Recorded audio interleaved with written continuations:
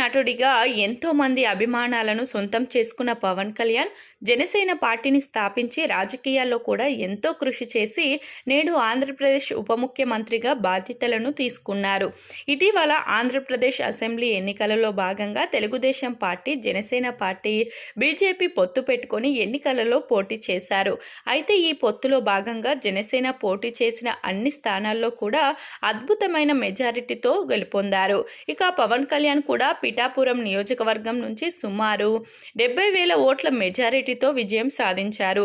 ఇక ఈయన భారీ మెజారిటీతో గెలవడంతో ఈయనకు ఆంధ్రప్రదేశ్ క్యాబినెట్లో మంత్రిగా చోటు సంపాదించుకోవడమే కాకుండా ఉప ముఖ్యమంత్రిగా కూడా బాధ్యతలు తీసుకున్నారు.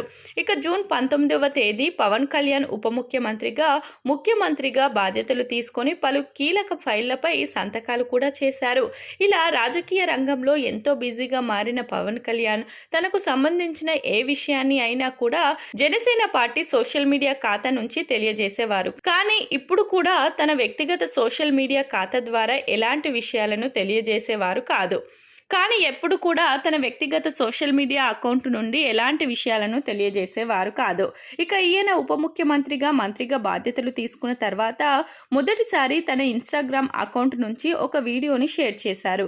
ఇందులో భాగంగా ఈయన మంగళగిరిలోని పార్టీ ఆఫీస్ నుంచి బయలుదేరి తన ఛాంబర్లో ఉప ముఖ్యమంత్రిగా మంత్రిగా బాధ్యతలు తీసుకున్నటువంటి కొన్ని సన్నివేశాలకు సంబంధించిన వీడియోని షేర్ చేశారు. ఇక ఈ వీడియోని షేర్ చేసిన పవన్ కళ్యాణ్ ఆంధ్రప్రదేశ్ డిప్యూటీ సీఎంగా పంచాయతీరాజ్, గ్రామీణాభివృద్ధి, గ్రామీణ నీటి సరఫరా, పర్యావరణం, అటవీ, శాస్త్ర సాంకేతిక శాఖల మంత్రిగా బాధ్యతలు తీసుకుంటున్నందుకు గౌరవంగా ఉంది.